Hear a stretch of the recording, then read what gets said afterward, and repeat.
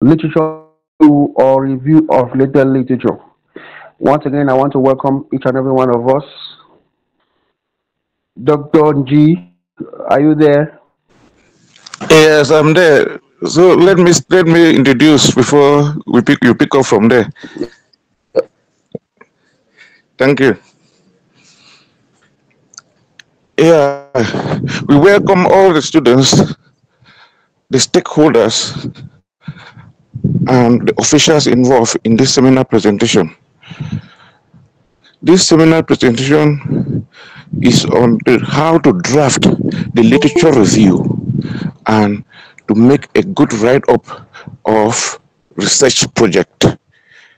So it's a very important class and seminar for all our graduate students to attend because they will learn a lot from it. Remember, as graduate students, the main issues concerning your research starts with research projects. Research project. When you draft out a good research project, you are already seeing how feasible the work will go through and all the research will be made easy starting from the research project. Then literature review is the backbone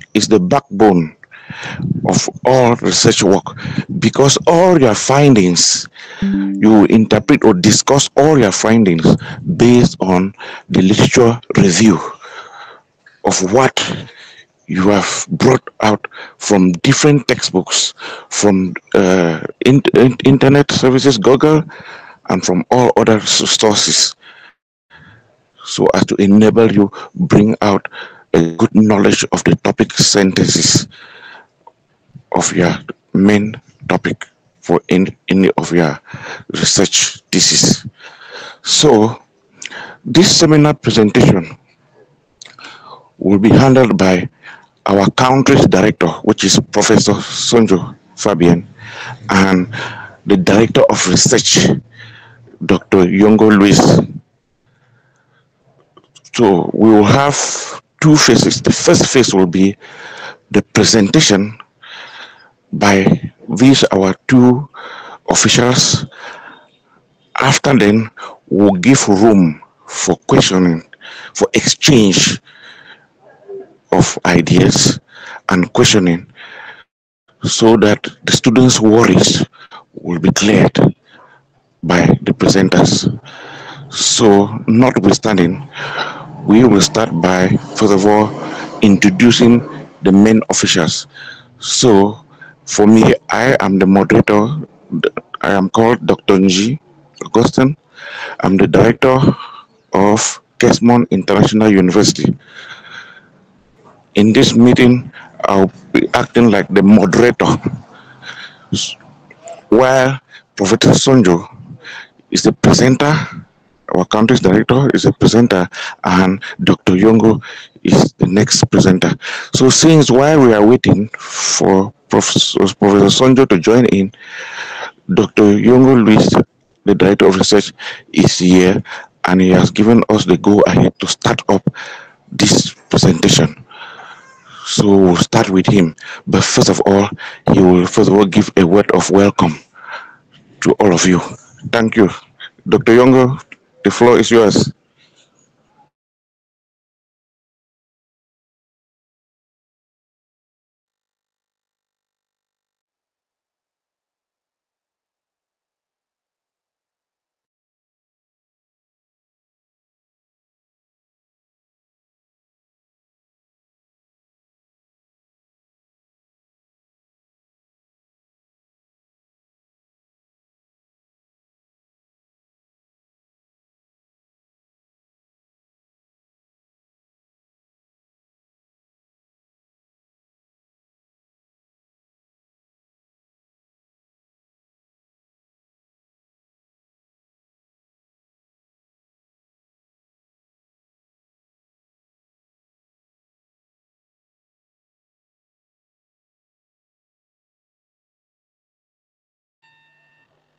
Once again, good morning.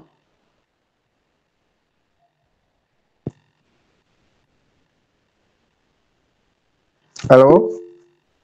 Yes, we can get you. We can get you. We can get you. Okay. Good morning, dear students. It's a pleasure for me to join my director to co-present this seminar on literature review. Like the moderator said, at the heartbeat of research is what we call literature review or review of related literature. And for those who are at the level of postgraduate, we want to this. I think this will be some sort of a kind of a revision. We want to believe that will be some kind of revision, but at the same time will be a basis for a strong background, a strong backbone on research. And you're a researcher, because of time, we'll just dive into the work. But if you're a researcher, you will discover that most research work begin with the review of related literature, which means you are not able to get any data, any information, if you have not review or be able to do research. So when you dive into research and begin to look at the works of others, begin to look at other sources of getting data, that is already the review of related literature. So this morning, I'll be joining the director and we shall unveil some aspects of review of related literature that I believe some of you will be getting it as new, while others will be seeing that as a form of revision. My director has just joined. I don't know whether I should give the floor to. Good morning, Prof. Sunjo. Welcome, sir. Good morning, Director of Research, Kesmon International University. I give the floor to you. Maybe you introduce it. Maybe I come up later. Thank you very much.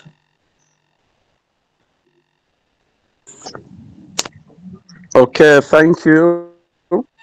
I'm just finishing from another meeting at Kesmon, and I'm just joining another one. So I just want to take this opportunity to welcome all the students who are present here and to tell them that this will be an opportunity after the last training or seminar that was based on selecting a topic, and they were given all the skills that were relevant for topic selection and how to draft a chapter number 1. Today, Kesmon International University, through the Director of Research, Kesmon, will be giving you the opportunity to be able to draft your chapter 2. Please, I hope when lectures are going on, you have your book and everything beside, because when you'll be writing your PhD thesis or master's thesis, it will not be the role of the supervisor to teach you how to write a thesis, because we assume that we have done it already at the school level. The supervisor is there to supervise, to guide you. So I plead that you follow it strictly. You follow everything with a lot of enthusiasm. Thank you again. Thank you. I pass the floor to you, Director of Research, Kesmon International University. Thank you very much, National Director of Kesmos. Yes, Dr. G. Yeah, just want to formally welcome our boss again, the country's director, Kesmon International University. So you are highly welcomed. We will be looking forward to get a rich food. When I say research food from you, I followed up your last presentations on topic selections, and choosing a topic first of all. That's the main thing, and then the problem statement. It was very rich, and so I even implore that next meetings we should also even add some of our staffs, so that they can well know how to supervise or guide the students. So thank you. I give you the floor back. Since you are the main presenters, you will know how to organize yourself and start up the presentation. Thank you very much. Thank you very much, Mr. Moderator. Like the country director said, I will just give some kind of a brief review, even though I'll touch all the aspects. And by the time I'm through with this first section of the presentation, the national director will come in and will be able to highlight the aspects that I must have maybe reviewed at the beginning.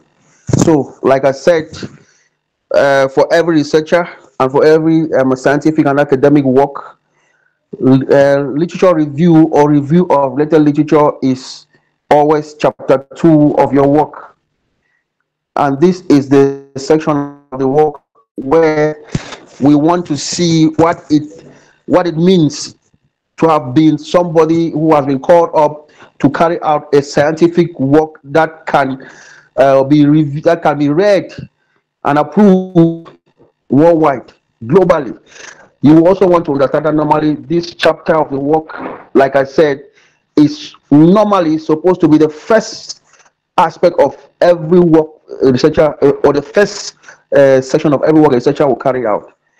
So without much ado, I think I want to dive into literature review. What is literature review, or what some other researchers or those who are into research will call review of later literature? What is it all about? So as you join me, please follow carefully. So what is literature review? Literature review is an account of what has been published on a research area. An account of what has been published on a research area. And globally, I want that when you are following, you underline some keywords. Published. Now, when we say a work is published, it's not a work that you sat in your room and you prepared and kept somewhere and you take it one day and bring it to the public and say, this is my work and I want it to be approved. When we say work is published, it's work that has undergone a review process, which means it's work that has passed through the processing of research on editorial team. So a published work is work that is written by somebody who has undergone the process of review, which means the work that you personally put material together, has undergone the process whereby others who have other researchers more qualified, more expertise in that area, have undergone and then approved for it to be published. And it's going to be published where? It's going to be published in a journal, it's going to be published in a magazine. It could also be published in the form of a book chapter or even a book. So these are some of the literary works that must have passed the process of review by a board of experts, what we call an editorial board. Number one is that we must expect to see the work published in a magazine, in a journal, in a book, by a group of people who have been approved. We're going to throw more light on that. So I want you to underline the word published. It is an account of what has been published on a research area. Now, what is a research area? Globally, before you enter into do some work on research, you must look for areas that still need exploitation. So there are areas still that have not yet seen a lot of work done on them. So that are what we call researchable areas. And most often we like to see topics especially from our students on KESMOS, topics from researchable areas. We don't want to see students go back, copy and paste works of others, but the ability for you to be able to relate to other works that are published but bringing in aspects, going in depth to some certain areas that are yet to be fully exploited. So that's what we call a researchable area. Now, what is literature review? It summarizes, it synthesizes, and evaluates or criticizes the studies reviewed I just said before that we're talking about work published is work that has been reviewed. So what you do is that normally in literature review, you go back to look at those studies that have been reviewed, published. You bring summaries, which means you don't go and do a kind of phrasing like most of us do. We just go, we copy the same direct speech, and we bring it into our work. No, here you are should be able to dig into those other aspects of research, those other works of other known researchers who have published. You synthesize them, you summarize them, and you evaluate. That is literature review. What is literature review? Literature review outlines a framework and a theoretical base for research, which means for every research that you are going to undertake, you are out to underline. I'm going to be able to underline the work framework. Underline the work framework. You should be able to look at those layouts, those aspects of a work that are being laid as fundamental for research. I'll give an example. Let's say I want to write on the topic motivation. What motivates motivation of students or learners? The framework for my research is not normally I'm going to look at works that have been published on motivation. That becomes the underlying factor, which we call the framework, for me to be able to write on a topic. And when I begin to review the works of those who are published on motivation, I am first of all going to look at theoretically, which means what has been written, what they have read, or what they have written, and then I now come into my own research. And like I said before, what do? You synthesize, which means you look at the work in all the different dimensions, and you are able to see which dimension suits the researchable area that you want to undertake. What is literature review? Literature review can be is defined by the research objectives, the issues, and the problem you are exploring. So when you begin to write literature review, the first aspect, I want to talk to researchers today, because I know our postgraduate students, you're already researchers in your own level. One of the first aspects is that you must define your literature review by the research objectives. If you followed the first presentation that was done by the national director, he clearly outlined how you should write research objectives. I think maybe I have a presentation here which I'll join to his, and we're going to forward to the academic office, so that the students will have in their different forums and in their platforms. So your literature review is normally defined by your research objectives. I am going out for this research to all that you are listed out, all that you are listed out as objectives is what you are out to look for in your review of related literature. What are the problems associated with the topic I am looking for? What are the issues involved? That is what you'll be out to look for. Maybe I would, for the sake of continuity, I would maybe go back to give a preview of what the national director gave to the students last week. I will just literature objectives of research. He said it is normally to state the objectives in operative terms, the essence of which is to give or to indicate at a glaring view what you are out to look for.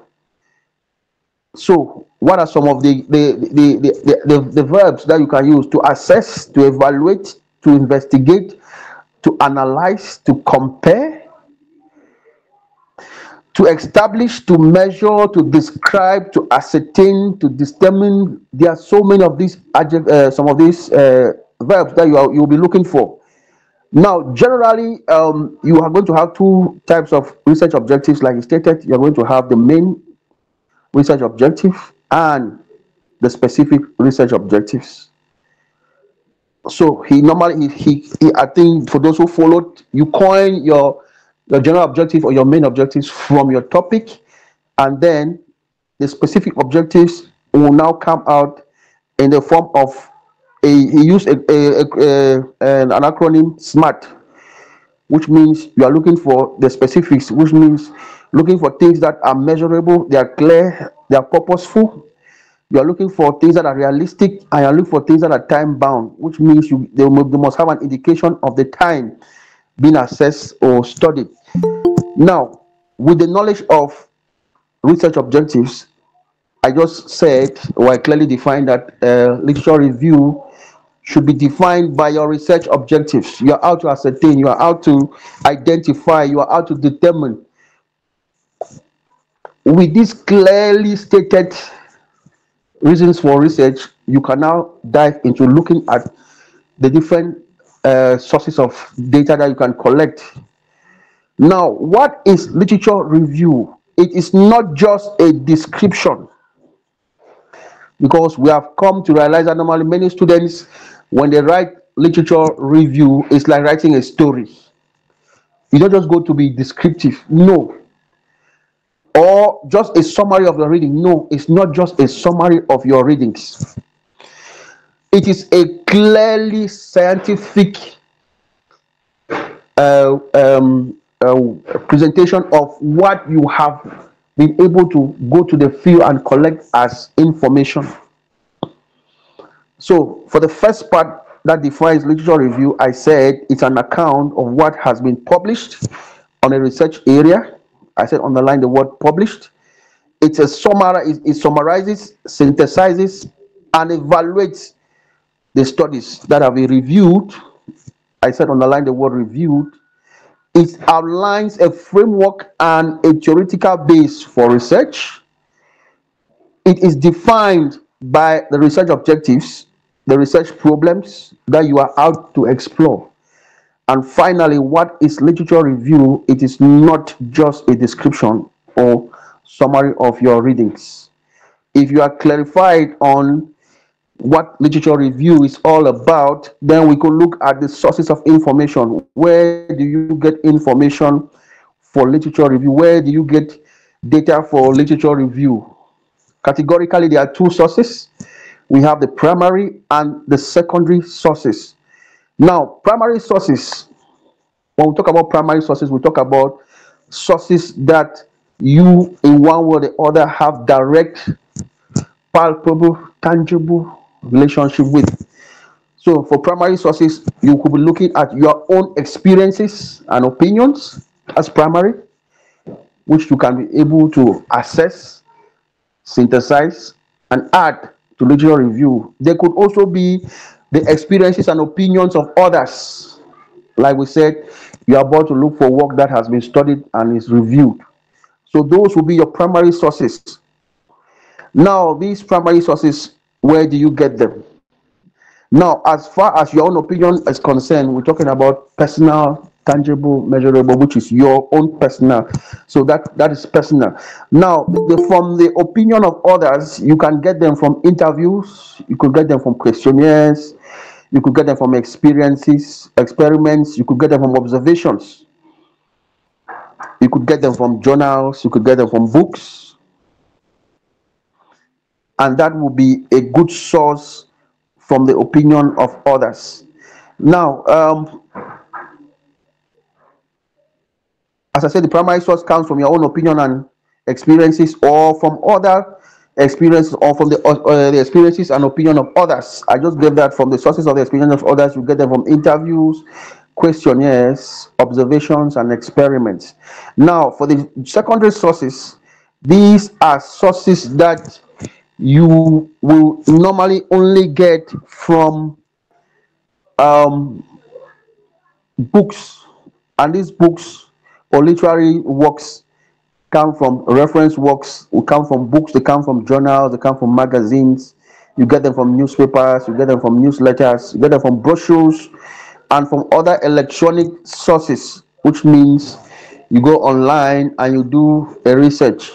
So those will be your secondary sources: books, journals, magazines, newspapers, news outlets, brochures, the electronic sources. Those will be your secondary sources for literary works.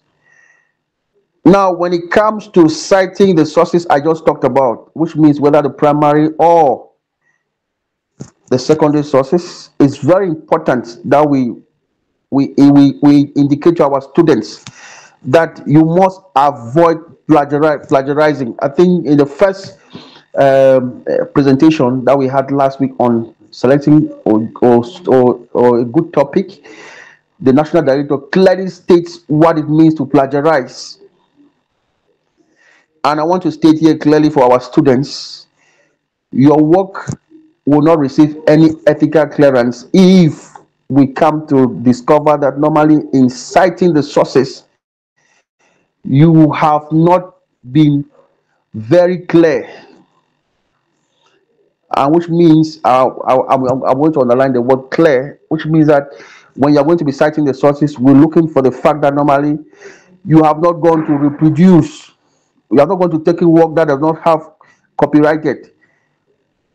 We are going to be strict on that. That is why normally every research work that will be carried out in Kesmos International University, especially at the level of the postgraduate, must have ethical clearance, which means your work has undergone a plagiarism check. Like most of you would do, you would just go to the internet and directly copy and paste. Sometimes somebody will just say, I printed it directly from the internet and I did all, and then I just stapled and collect, and you just put them together and you come and pass and you say, no, thank God I did the work.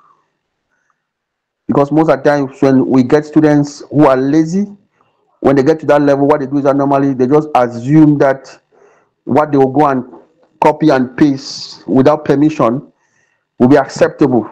No, at Kesmos, every work is going to undergo a strict plagiarism check. Generally, we have a platform to check that. Most often, you will hear students say, I didn't know I had to reference this or that work, which means you take directly and state as if it was your own opinion. No. Remember, we just said that normally you are reviewing the works, which means you should be able to cite the sources where you got the work. The secondary sources or maybe the primary sources must be well cited. We're going to talk about citing because that's an important aspect of literature review. Now, like I said, plagiarism is the act of presenting others' works or ideas your own. For those who don't yet know, it's to remind us, because most of us we have just come to the fact that normally there's nothing new under the sun. Therefore, we just go to X, Y, Z direction, we gather material, and we come and begin to feed the supervisor to have so much work to do. But you forget that normally after all what the supervisor would do, and after all what you will do when you submit the work, the research department is going to carry out the plagiarism check. So we are strictly warning our students, because in the academic culture or in the scientific world that you are entering into in the form of research, plagiarism is a serious offense. And generally, when you commit plagiarism, the result is that normally you have to be expelled from university. That is a stated regulation, especially in the Cameroon context. Therefore, it is in your best interest to learn citing skills, and we are going to talk about that a lot. So, without adequate documentation, most people finally drift to citing, because some of you sit lazily, and what you do normally, you believe that copying, quoting, summarizing, and paraphrasing is, you think that normally that's not for those are forms of plagiarism. We're going to talk deeply about that.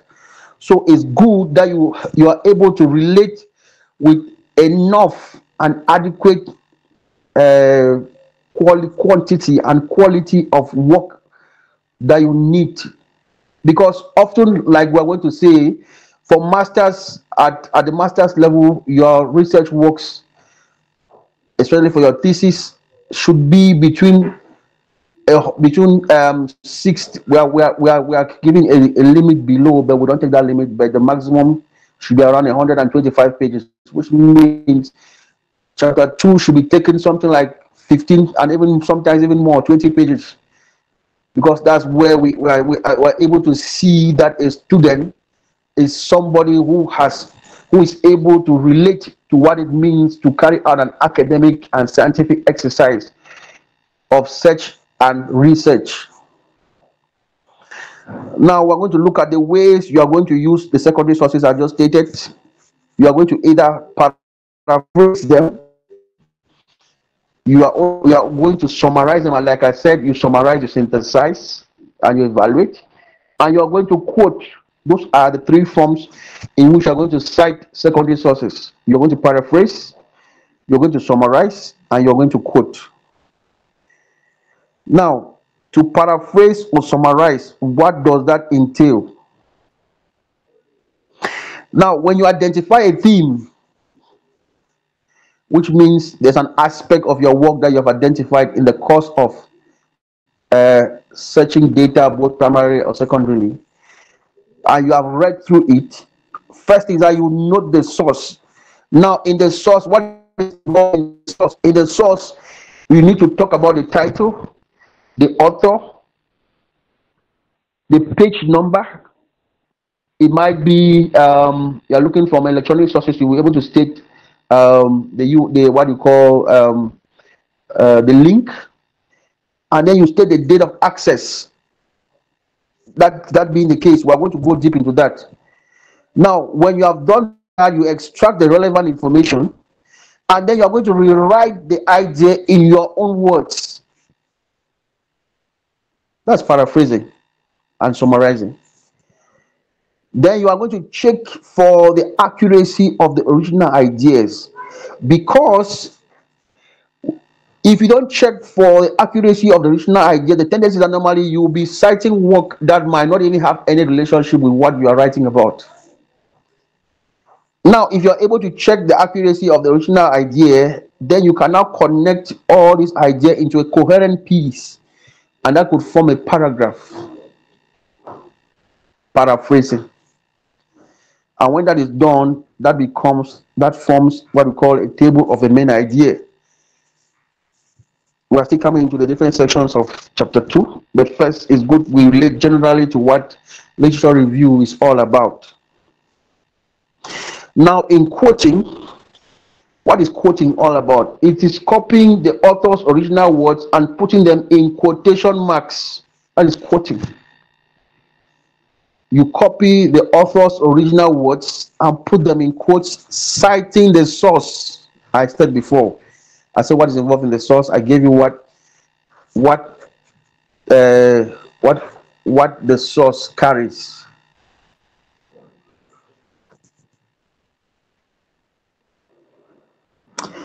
Now I'm going to give a guide on quoting. Generally, quoting should be in less than 40 words. If it's in less than 40 words, you are going to incorporate it into the text, which means you just cite insight. You what you call an insight citation, which means you put that word into the text. Now, when it is more than 40 words, you are going to use separate block quotation, which means you put it in quotes.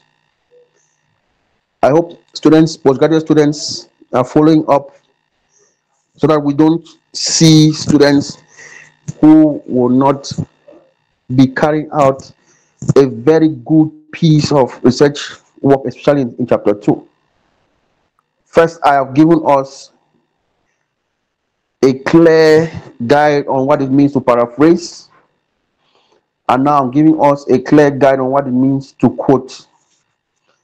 So when you have seen a source and you want to add it to your work, when it is less than 40 words, you incorporate it into the text and you cite the source. And when it is more than 40 words, you use a block quotation, which means you put them in quotes. Now, as far as in-text quotations are concerned, what we call direct quotation, let's give some rules. What will be some of the rules in insert in text citation? I give an example. Let's say I want to talk about the difficulty students face. If I am the, if I were the author that you, in the course of your review, you found, you can say according to Louis, just give a year 2024. Then the year should be in quote, which means the author, the year in quote, and then you now cite the work. For example, students often have difficulties using upper systems, especially when it is our first time. So I've given you the source, I've given you the year of publication, I've given and I've cited it in quotes. So that is when you are doing in text citation. So I give an example. According, I'm just, let's say I'm quoting now. I'm quoting. Let's say you're writing and you want to quote me. For example, you say according to Louis, 2024, in brackets, students often have difficulties using upper style, especially when it was their first time. End of quotes. And then you might cite the page. Now, if I am supposed to do that, like I said, I've given us the two forms of citation, less than and more than. So when it is now the fact that normally I want to cite it, I might say he stated. Now you are quoting me. He is me, the author, stated that students often had, you put in quotes, brackets open, students often had difficulties using upper system. End of quote, and then you cite the source. So you said normally those are some of the rules for in-text citation, which means the author comes first, what the author said in quotes, brackets open and close, and you end with maybe citing the page. Now, when it's in the text, like I said, you start, maybe you give, first of all, an introductory phrase, then you cite what the author said in quotes, and then you cite the source. Those are some of the rules for in-text. So I give an example. So I can say Louis in 2024 study found the following. Students often have difficulties using upper system, especially when it was your first time citing sources. Then I can now give my own view. This difficulty could be attributed to the fact that many students failed, or you are still continuing, if that should be the case. These difficulties could be attributed to the fact that many students failed a purchase or failed to purchase a style manual or ask the teacher for help. And full stop. Because often when authors give a view, sometimes they give a brief about that. So those are the two forms. Now, what are some of the useful expressions that you can use when quoting, paraphrasing, or summarizing? Some useful expressions that we use. We could say state, suggest, claim, recommend, conclude. Remember, you're quoting an author or you're paraphrasing, you're summarizing. So you could use these expressions to be able to link up your sources or cite your sources. So, or quote your sources. So you could say, he stated, suggests, his work suggests, claim, recommend, conclude, find, list, analyze, maintain, review, discover, reveal, report. There are many of such descriptive words that you could use, or useful expressions that you could use. Like I said, in-text citations. What is in-text citations? As I just said before, this is when you cite the source based on the different formats we have talked about. Either you're quoting, you're paraphrasing, or you're summarizing. We're going to talk about referencing. That should be at the end of this presentation, because this presentation is going to go in a pattern that students will follow. We begin from chapter 1, now we enter into chapter 2. That's how we are going to follow right up to chapter 5. So you're going to get a lot about citations. For now, I think I only wanted to introduce it, but we are going to have a session that will talk about citations. The reason is because upper systems, which all of us know, is being updated. So when that case is done, it's good that we bring the updates to our students. Upper 5, upper 6, upper 7s have seen a lot of updates as far as citations are concerned. So we're going to update students. We're going to have a special session that will talk about citing sources and referencing. That will be very important source a session that we don't want students to miss. At this particular stage, I would like to introduce the national director who would incorporate some aspects, and then we would finalize it together. Thank you very much for this first session. Um, Prof. Prof. Sunju, Professor Sunju,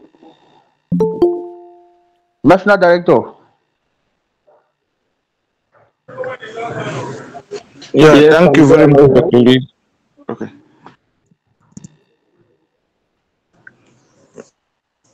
Okay, it seems as Prof is back online.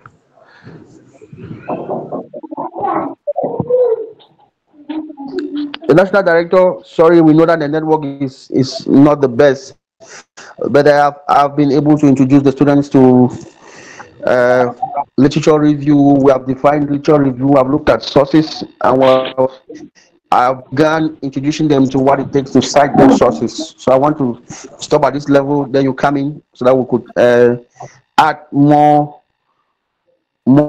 into this framework. Thank you very much.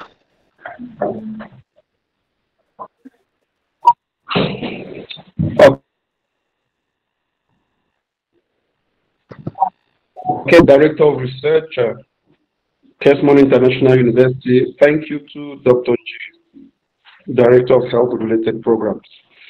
I will plead with NUM4.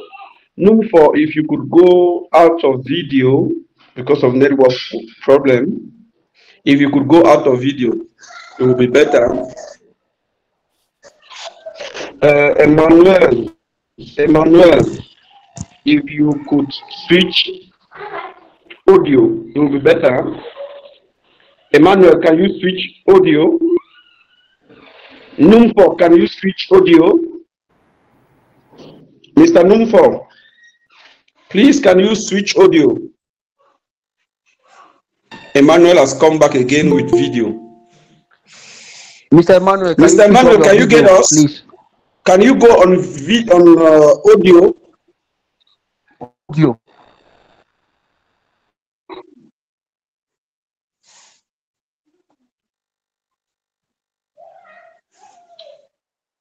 Mr. Emmanuel, are you getting us? Can you mute your video? Let your audio and your audio, mute your video and your audio, please.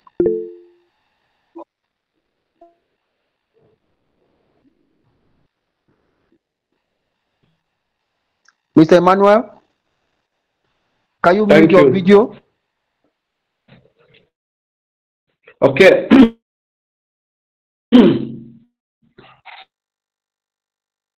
I want to thank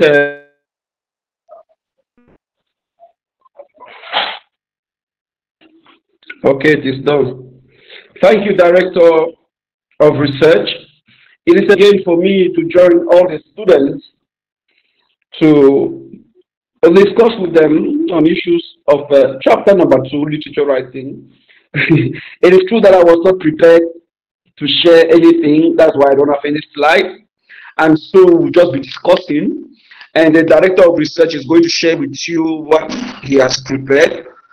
So I'm just coming to chip in something to enable the student to understand what is literature review, and I would not like to insist on what the director has mentioned. I hope that you have your pen, because after this we'll be taking your questions. What will I be talking about now? Take note that chapter 2 literature review. I will just be talking about other issues that are not mentioned. What the director of research mentioned, I will just keep it. Literature review is made up of 4 sections. 4 sections. It's called the conceptual literature. The conceptual literature. Conceptual literature.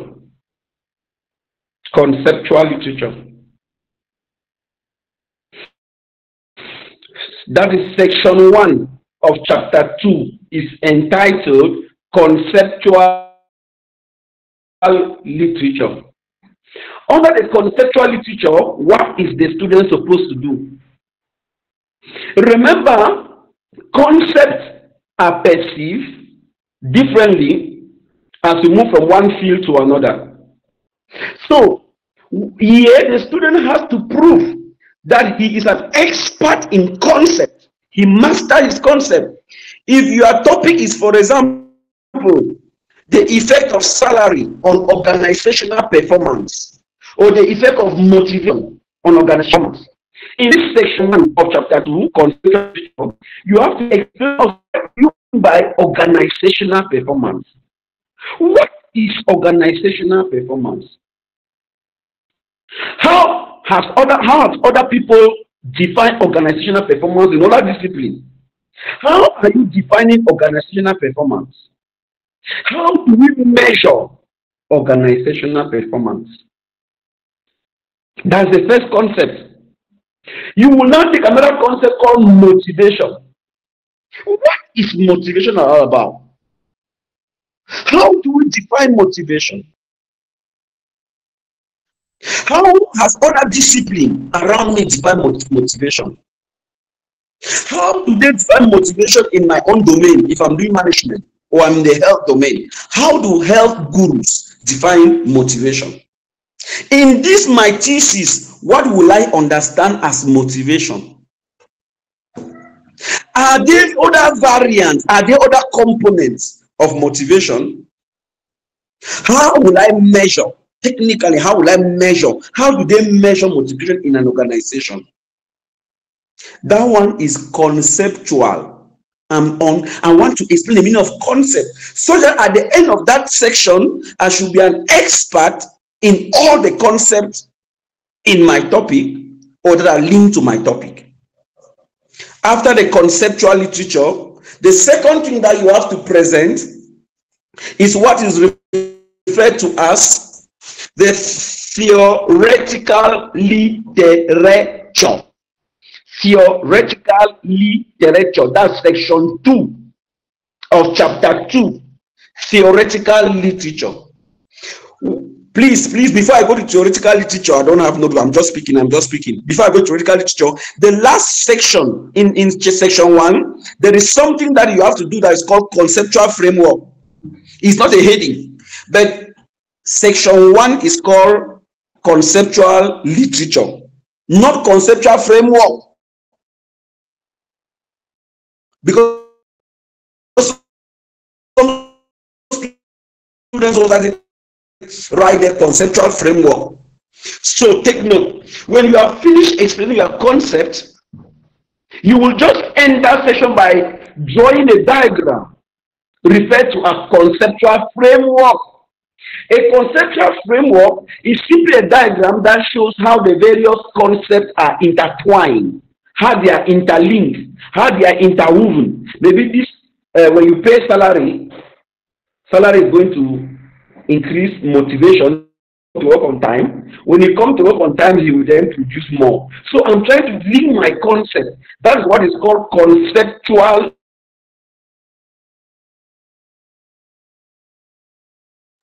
linkages between the concept. You are finished with section 1 of chapter number 2. Now I move to section 2, theoretical literature. In the theoretical literature, we want to see that the student has a mastery of theories that are linked to his topic. The student has an understanding of gurus that should have written in that domain. Because you cannot be an expert today, you want to be an expert, and you don't know what are theories that are linked to the work. What is the theory? What are gurus speaking about the theory? For example, I'm writing on effect of price increase on whatsoever. There's a theory called the theory of demand. I'm talking about population. I'm writing on population, maybe on food. There's a theory called the theory of how do you call that guy again? The theory of population. Reverend Roberto McMartos. That's a theory about population. So I cannot be writing a thesis on population without presenting that theory. Maybe I'm writing a thesis on in the hospital how they need to motivate workers. There is Abraham Maslow hierarchy of needs talking about motivation. It's a theory. I must bring in place this theory. Maybe I'm talking about student performance in school. There is a theory that now I put in place in this section. I bring those theories such that at the end I'm an expert in theories that are linked to my topic. If the journalist bring a mic in front of me to talk about my topic, only at the level of theory I can explain several theories, how people have postulated the working of that mechanism that I'm studying. Section 2 of chapter 2, theoretical literature. I move now to section 3 of chapter 2, empirical literature.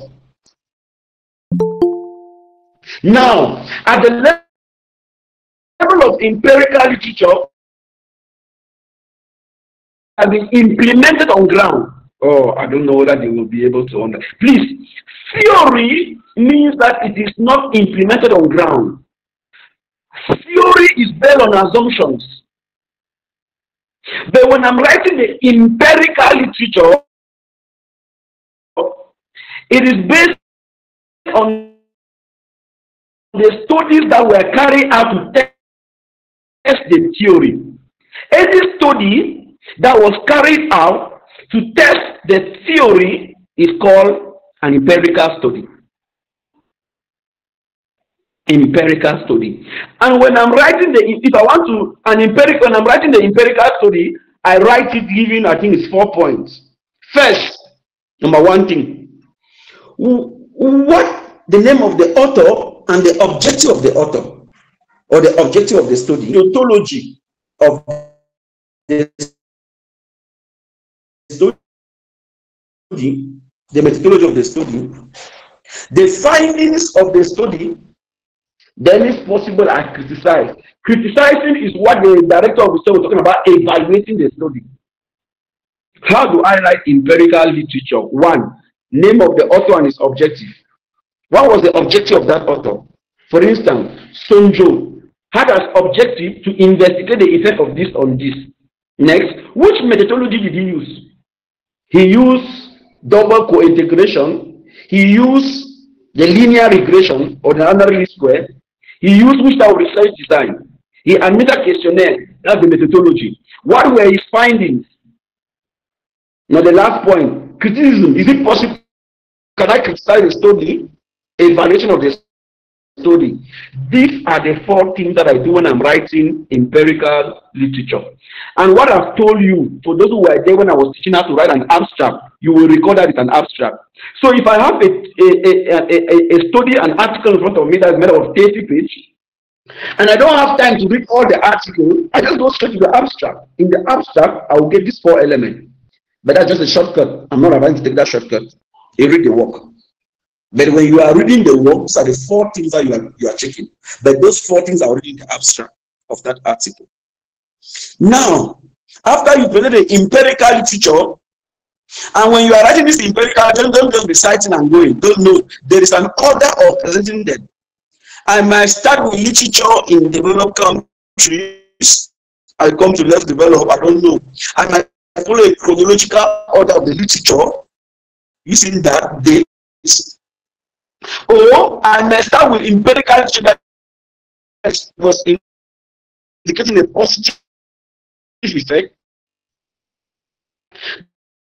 Then I move to the empirical literature that is showing that the effect was negative. Then I move now to the empirical saying that there is no effect. So there is a chronological presentation that I'm following.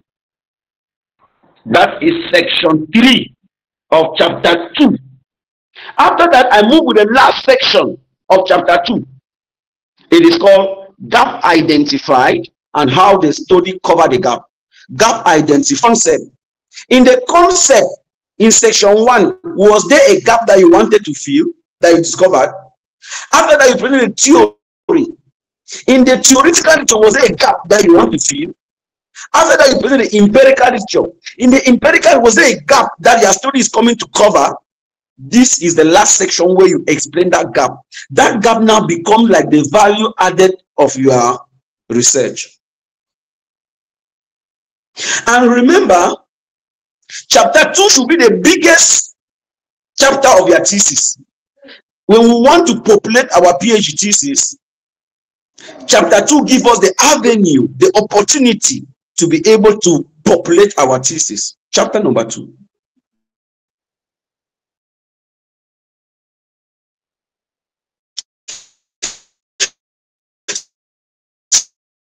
So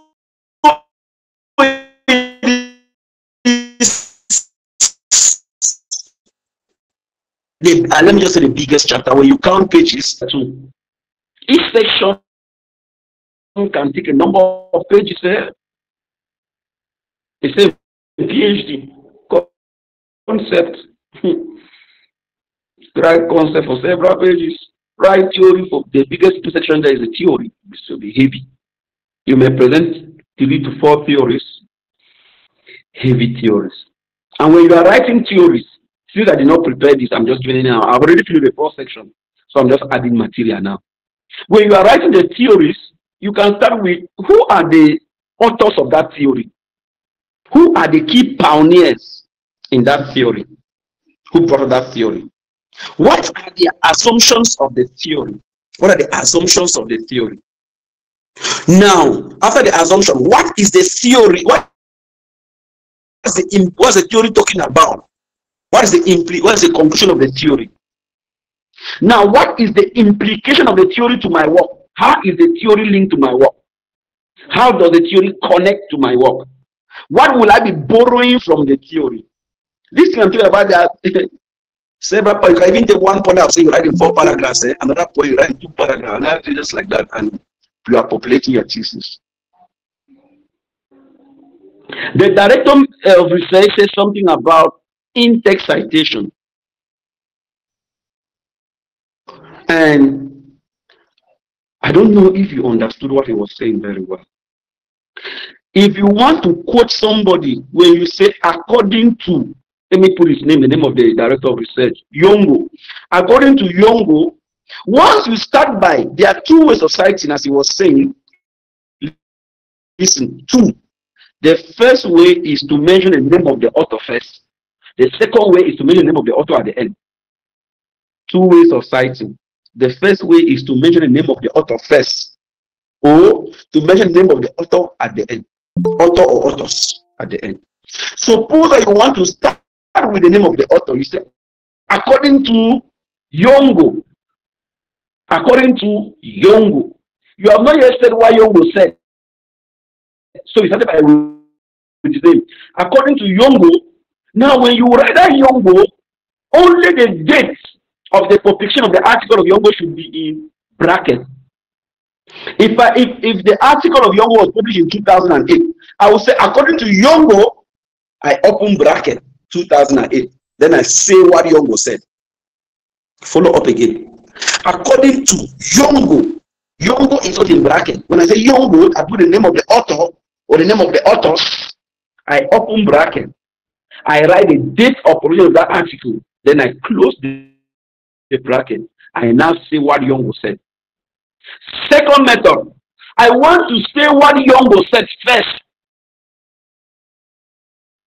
before I put his name. I now say an increase in demand will lead to a decrease in an increase in demand will lead to an increase in price. Who said it? I want to say Yongo said it. I have not to put everything in bracket. I now say an increase in demand will lead to the price. I put bracket open. I say Yongo. comma, I write a date of publication, then I close bracket. You notice that when I first of all paraphrase the author, everything is in bracket. When I finish to paraphrase the author, I put in bracket name of author, comma, date, then I close bracket. But when I instead call the name of the author first, it is a date that is in bracket. APA. APA.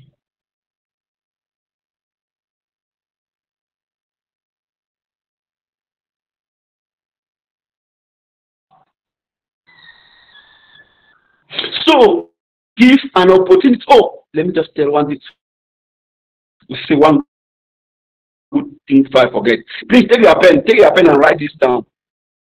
Very, very important. Wow. Very, very important. Once you write what I'm going to tell you down, your challenge will be reduced by 30% when you'll be writing. As far as writing is concerned. Write down this. Write down Google Scholar. Google. When I was a student, I did not know Google Scholar. When I was a student, I did my PhD. And I've never gone to Google Scholar. I was using a normal Google and I was teaching my material. Oh, what ignorance can kill somebody. There was nobody to tell me that. And I finished my PhD without knowing that Google Scholar was very interesting.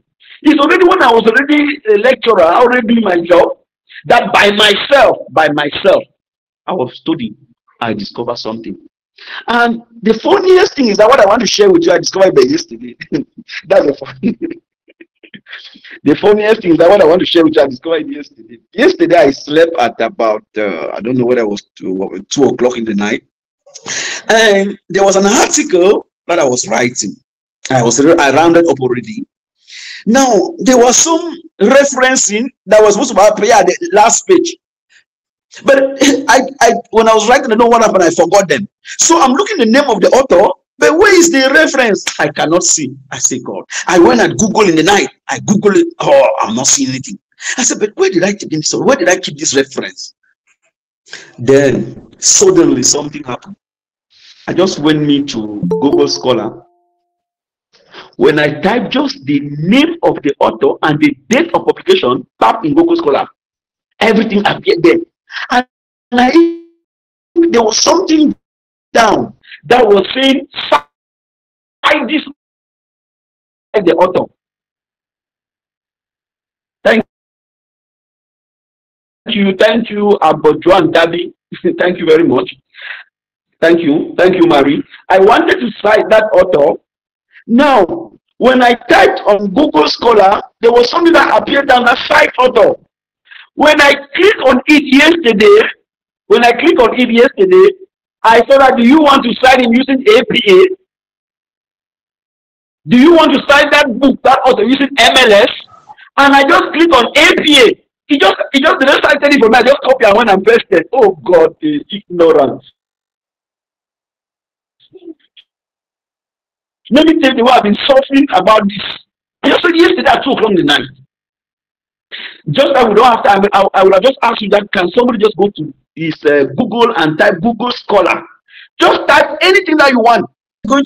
It's going to appear there. It's going to tell you another second thing that is very important. Google Scholar is going to ask you, do you want the work that have been published in 2014? Which period do you want? You will say, I want recent work that are published from 2020 to 2024. The man will bring to you all works that were published only in these 4 years. 2020. The man will present work that was published only between 2020 and 2024. Do you know that you can write a PhD thesis and you don't cite any work that is older than 10 years? The only place I could do is Google Scholar, because he will tell him that one work, don't bring me any work that is older than 10 years. The man will bring you all work that the man will bring in front of you. Somebody is calling me. That's why you might be seeing my network might be disturbing. Somebody is giving me a call and rejecting. You will discover that you can decide to write a PhD thesis and you say, I am not citing any work that is more than 10 years old. For you to do it, you must go to Google Scholar, and the man you will tell him that show me only work that is not more than 10 years old. That was the best thing I discovered yesterday. Despite I've been working for long. So somebody can be working along in ignorance. In ignorance. In ignorance. Just yesterday at 2 o'clock in the night. Now that article I was writing, I just even the one that I cited, so I saw that not cite very well. I just showed them back on Google Scholar. I said, they give me those references. I was just picking and putting. I was not stressing. And when you do like that, nobody can criticize that you did wrong referencing. Please, I'm talking about referencing the last page. There's a last page called where references are found the last page. Google Scholar, it was something wonderful. And the last thing I'm going to talk about Google Scholar that I discovered yesterday, that if I type on Google Scholar, effect of motivation on performance, when an article will appear in front of me, listen to what Google Scholar will tell me. That this article is cited one time. It made us a powerful article. And besides, Google Scholar will tell me that there are 10 more articles that are very, very linked to this one. Do you want them? Just imagine. Just imagine. Oh God, ignorance. Google Scholar can propose to you 20 that are just the same. No difference. They are doing the same thing. So once I just click there, similar. Wow. I'll just download them. Brrr. No stress. The guy is doing the work for you. You're not stressing. Yesterday at that 2 o'clock, let me know, please, I'm frank with you. Yesterday at 2 o'clock, I would have, for me to put those references, I would have taken not less than 3 hours. If I was doing through Google, I would have taken not less than, that means I would have slept at 5 this morning. But when I discovered it, I used only about 15 minutes. 15 minutes.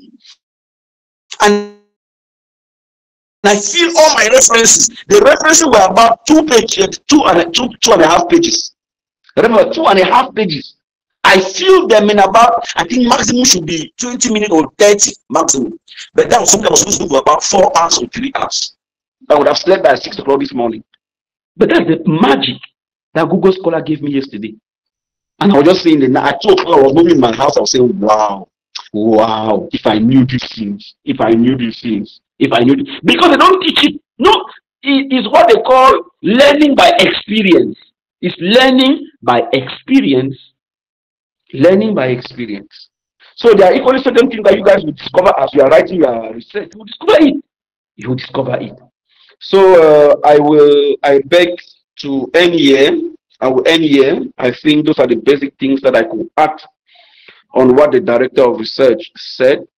I will beg to end here and we'll pass the floor to, thank you, Abo. I will end here, then we'll pass the floor to the moderator so that we can take a question. Manji, thank you. Thank you, Annie. I think I will pass the floor now to the director in charge of research. Yeah, thank you very much, Professor Sonjo, the Country's Director, KIU, and Dr. Yongo, Director of Research, for this brilliant and impacting knowledge you have given to us this morning. Fellow students, we are going to the last phase of this seminar, which will be questions, interactions, and giving innovations on different aspects of literature review and project writing, research project writing. So I will wish you people to be very, very vigilant and make sure you respect the norms I'm going to the type of conditions or disciplinary conditions I'm trying to put in place here now. Nobody should put on his or her mic while the others are asking questions. Remember, we have network issues. So I just wish that for us to listen to the questions very well and get the responses. But this is the most important aspect, where you ask things that you did not understand well, to so that you'll be well full with ideas about this particular seminar. So if you have a question, you will just lift up your hand, and when we pick you, you unmute your mic, then you ask your questions. Then Professor Sonjo and Dr. Yongo Luis will be the ones to respond. They will decide whether you ask all the questions at once before they respond, or they respond directly. Thank you, Professor. Thank you, Dr. Yongo, once again. The students, the floor is yours. Students then will respond. I'll move to the next.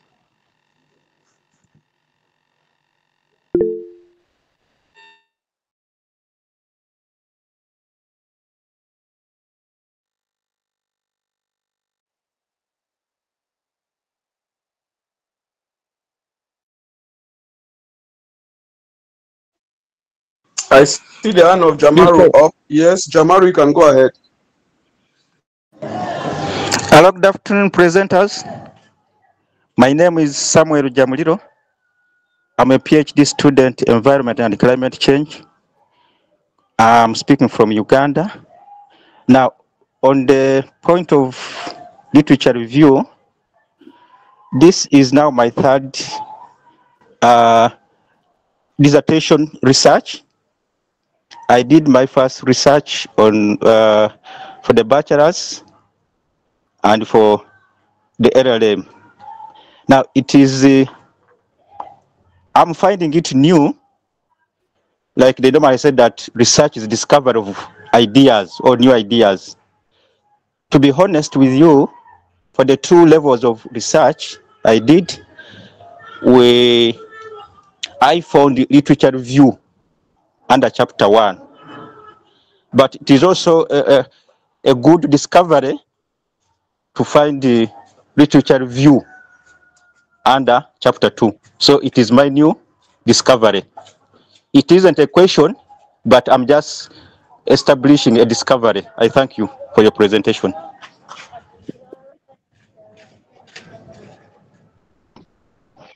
Thank you. Please, let me just say something on what Jamaru has said. He said this is his third thesis that is writing.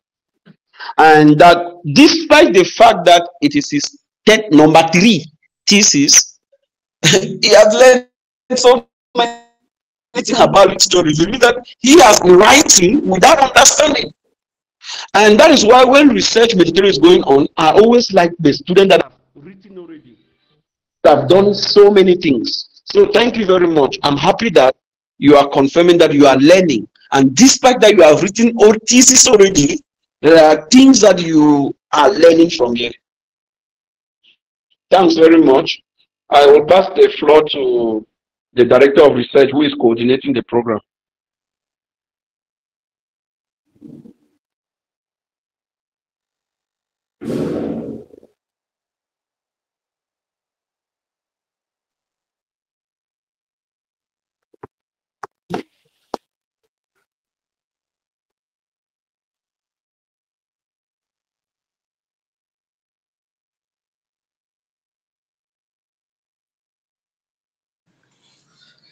Professor, it seems that the director of research is offline.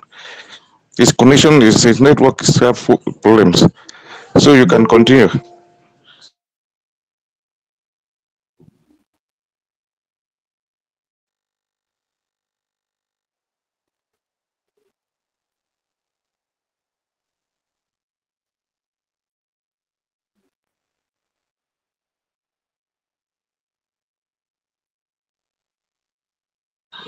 Okay, the director of research have just joined.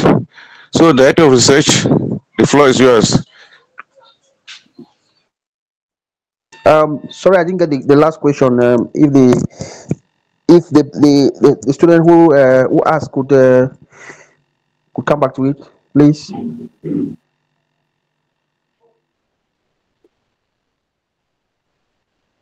Hello.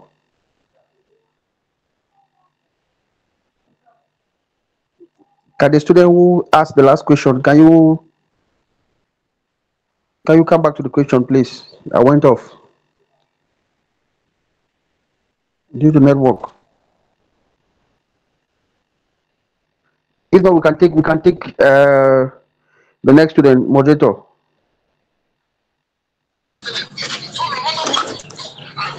Yeah, yeah. Any other student with any question or any worries?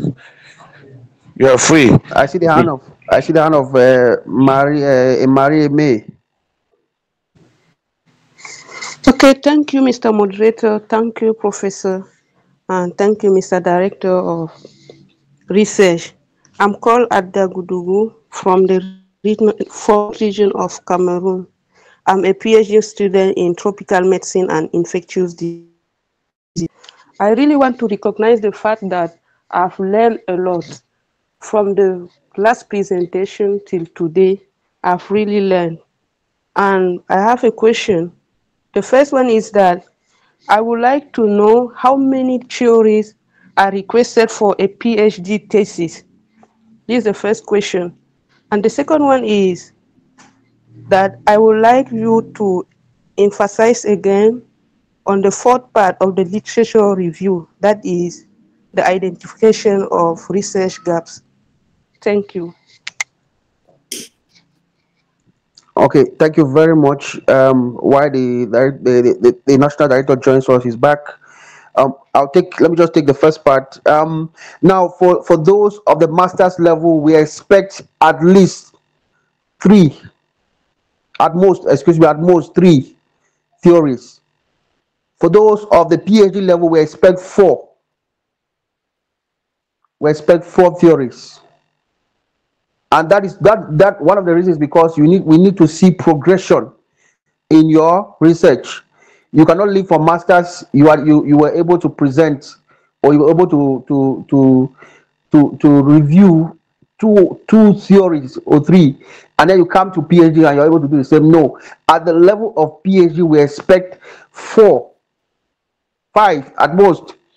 One of the reasons is because, like the director said, and I like I presented before, when you do research, when you carry out research, one of the only ways we are able to ascertain that you have arrived at the level where we can call you a researcher, which somebody who has done work to a certain level of in the field of academics and scientific works, is when you are able to expand on the different review theories or different theoretical related works of others in your work.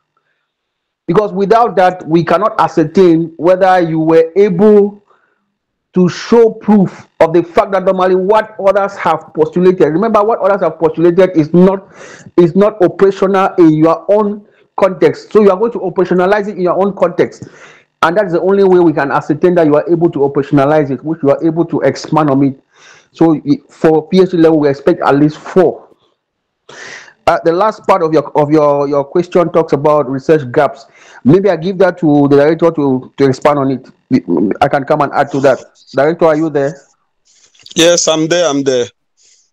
So she was asking, she wants us to enlighten her a bit more on the research gaps.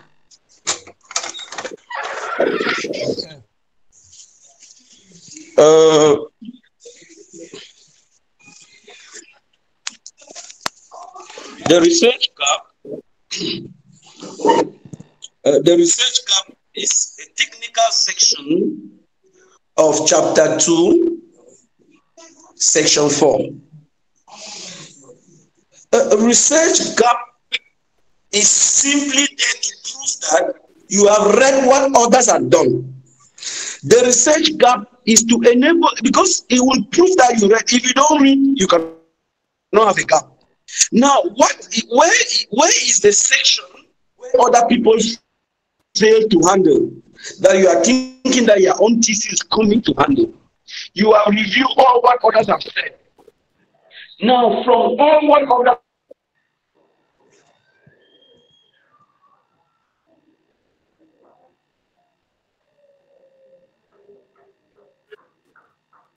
the aspect they didn't focus on could be a methodology. Most of the experts, they are using a different methodology. to tackle the issue.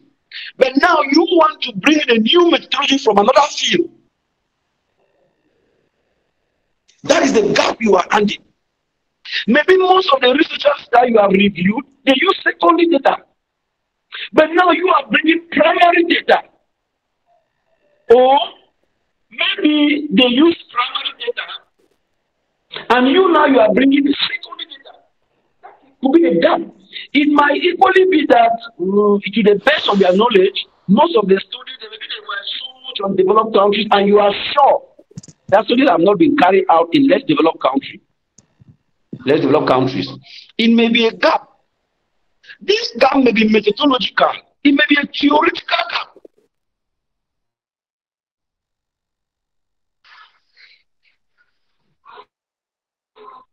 So, this will show your own conversation come the last. Because the first part of chapter 2 is what?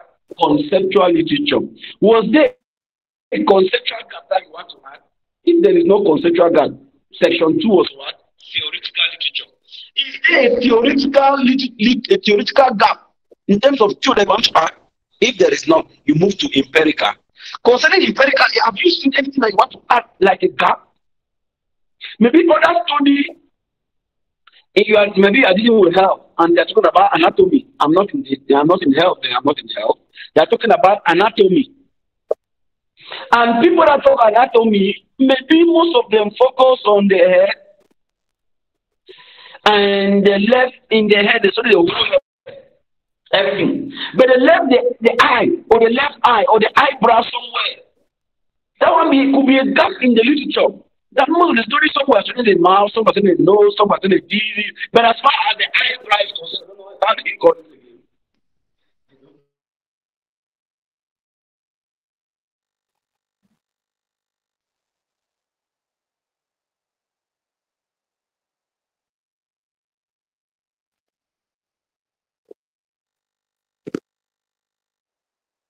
Hello?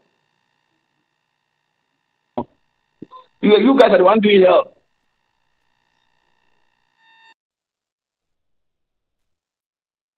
And anatomy. In economics, we don't do health and anatomy. I see that the director of research is talking.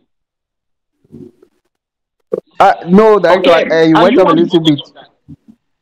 I don't know if I've answered your question. Yes, Professor. I'm getting you. Thank you very much.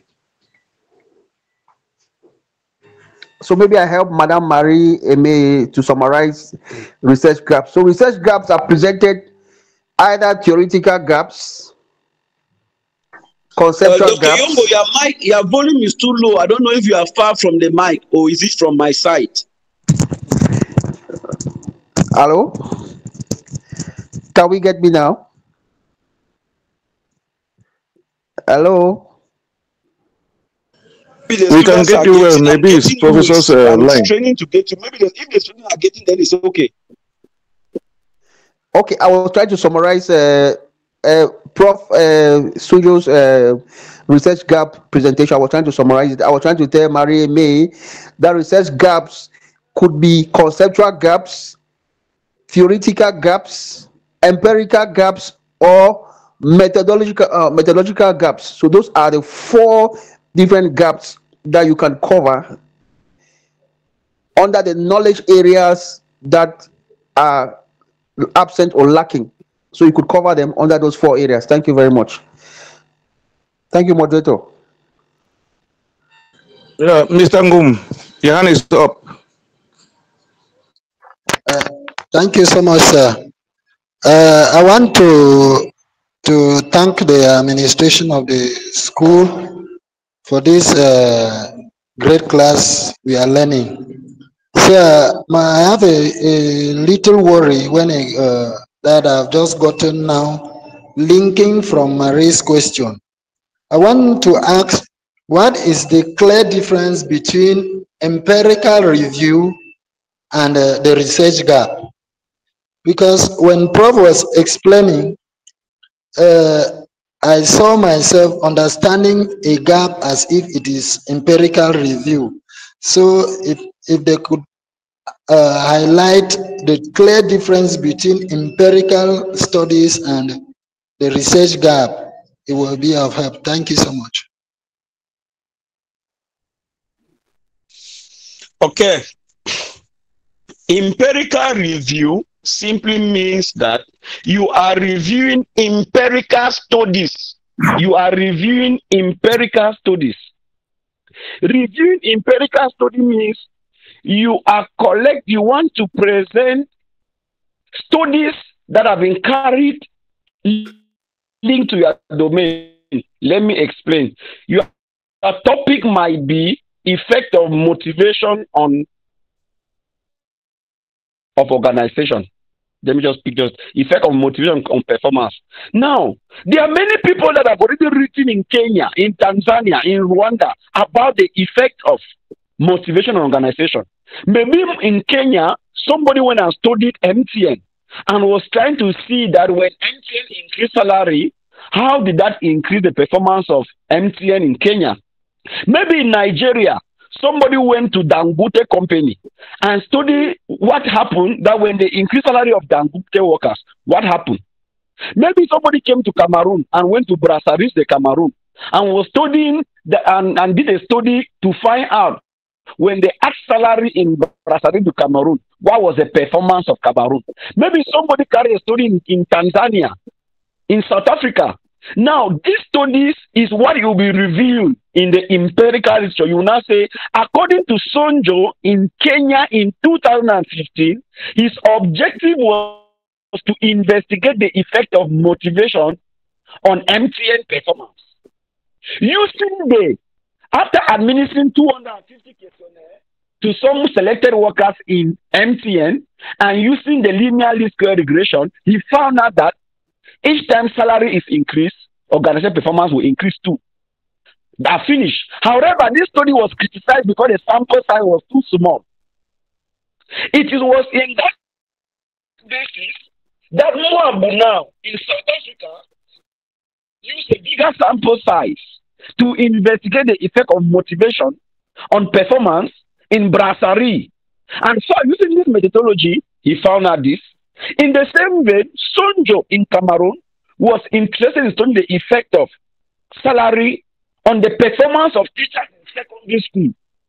He administered 250 questionnaires to teachers and found out that following Sonjo, Moabu in Europe, that one is empirical literature. Whereas gap means what? Why other studies were focused? Why other studies carry out studied the effect of motivation on performance? They were using secondary data. Most of them. We noticed that the finding could not be realistic because they did not use. Maybe they were using they were using the secondary data. I can give now the limit, the discovery of secondary data, and I said that none of the study used primary data. So the value added, the gap that we are bringing in science is that we are going to be one of the first study that will be investigating this same effect by using primary data. Because primary data has 5 advantages. I give now the 5 advantages of primary data. I'm adding value now in terms of methodology. I have not said again that all demand carry a study here use this method and the finding was this. That is the difference. I don't know if the difference is clear.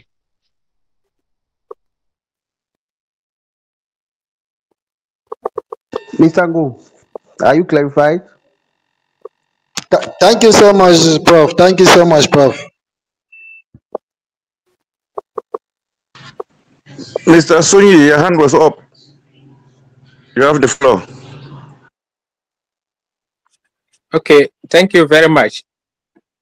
My name is Sonyur Amos, a master's student in clinical psychiatry from Ghana. My question is this. During the presentation, Professor Sonjo outlined the various sessions under the literature review. That is the conceptual literature, the theoretical, empirical, and then the last part of it. I didn't get that one clearly. Now, Research gaps. yes, the research gaps. Thank you. Are there any differences between those 4 sessions and then the introduction, the body, and the conclusion or recommendations under the literature review, which I previously understood during my bachelor's studies?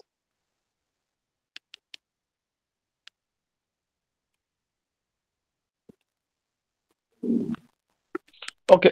Do you mean that you're asking whether when I take a section like conceptual literature, in the conceptual literature, you are asking whether should there be an introduction, a body, and a conclusion? And when I take theoretical literature, there should be an introduction, a body, and a conclusion. Is it what you are asking? I just want to be sure. No, please. When you look at during my bachelor studies, I was made to understand that when you take the literature review, it comprises of the introduction, it has the body, and then the last part of it is the conclusion or the recommendations, which summarizes the key findings and what suggestions that you want to put across for future directions. But from what Professor Sonjo stated, I understood we now have the literature review covering the conceptual literature, the theoretical literature, the empirical, and then the gaps. I don't know if these are the same or it is in one of these sections that you can find these other 4 sections that Professor stated.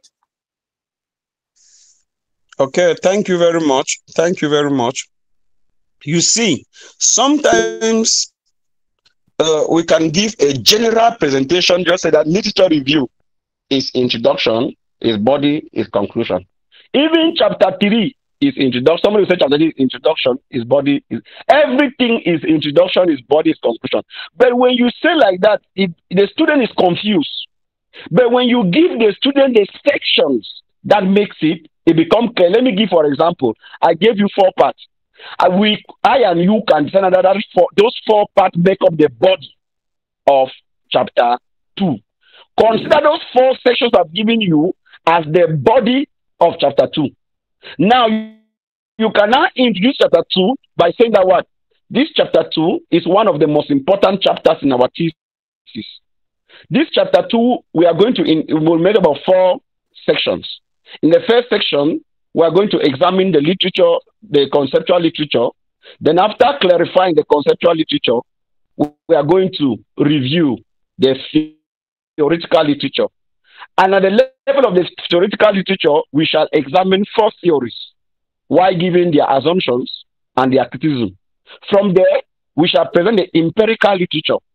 And the empirical literature will be presented from relevant literature, empirical literature that have been carried out from Europe to Africa, to Sub-Saharan Africa, to CEMAC, etc., etc. From there, we are going to identify a gap. And this gap will simply be a methodological gap. Full stop. I move now to the body. The body is made of 4 parts. I start now. I have done my introduction with the first part of the body, which is conceptual literature. I move to the second part, theoretical literature. I move to the third part of the body, empirical literature. I move to the last part of the body, gap identified. Then I move on to the conclusion. The objective of this chapter, I'm ready on conclusion now, was to present the literature review. To be able to present the literature review, we took a lot of time to examine the conceptual literature, and from the conceptual literature, we concluded that we equally concentrated a portion of this chapter to look at the theoretical literature, and we examined 4 theories developed by this. We equally and already then at this level, we're moving now to a transitory phrase. We're moving now to chapter number 2, which is another important chapter. What have I done? I've simply been the body, the introduction, the body, and the conclusion, as the other man told you. The difference with what I'm saying is that what? The person who told you that introduction, body, and conclusion was not explicit. I am just being explicit by presenting you the various sections of the body. Because if you're a student, somebody has to tell you that introduction, body, conclusion. What is entering in the body? And that is where the key flesh on how to populate. Because you could now go to the body and you are writing all these things as if it's one thing. You are just mixing them. But when you segregate them, as I have done, it gives you, it acts like a compass. It gives you direction. And you know what you are populating and how you are feeling it. Thank you. I hope it's clear. Yes, very clear. Thank you very much, Prof.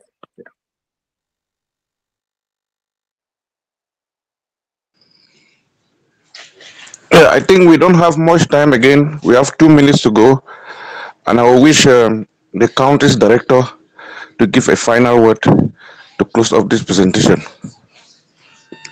Before the country director comes up, Permit the director of research to talk first.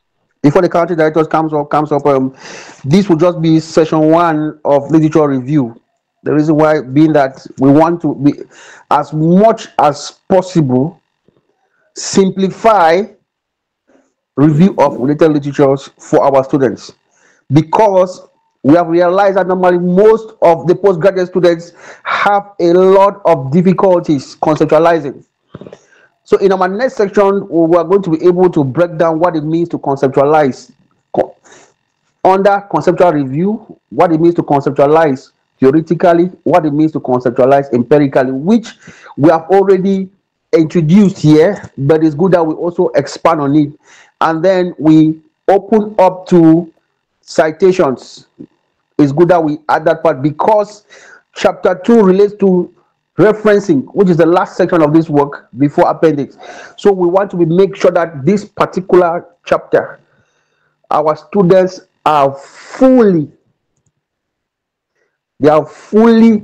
equipped to handle every aspect of literature review. So this will be session 1, and we're going to have session 2, which should be announced in the days ahead, so that we can cover the aspect of conceptualizing and also citation. Thank you very much.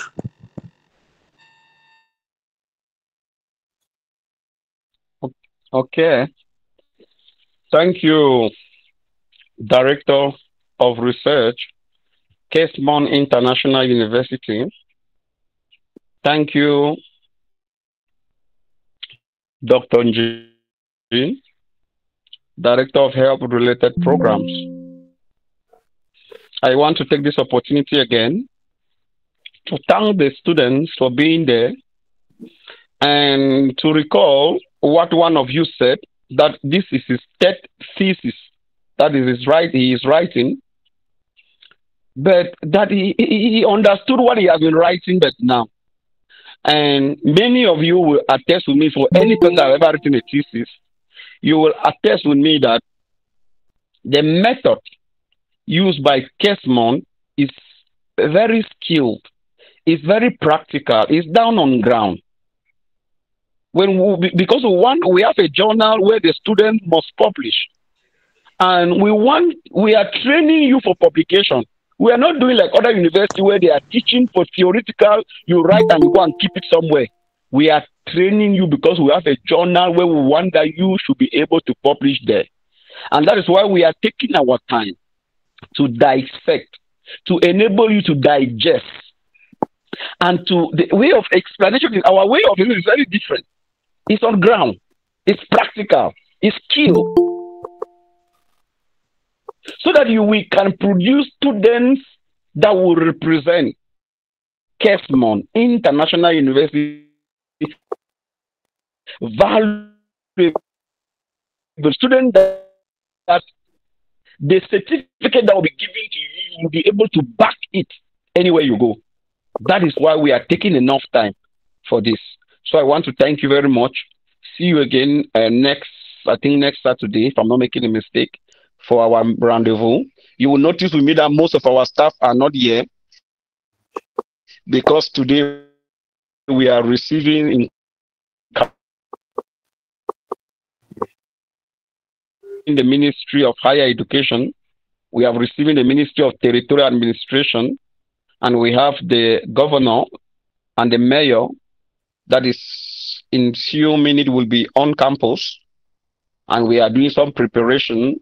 That is why the whole staff, they just pinpoint 3 of us to come and chair this one before we move ahead with the other meeting. So thank you very much. It was because we noticed that our students are important that we decided not to fail you for this class. Thank you. I wish you the best. Wonderful weekend. Ciao. Thank you very much, National Director. Thank you, dear students. Once again, we want to say we are open to receive, even at our inbox.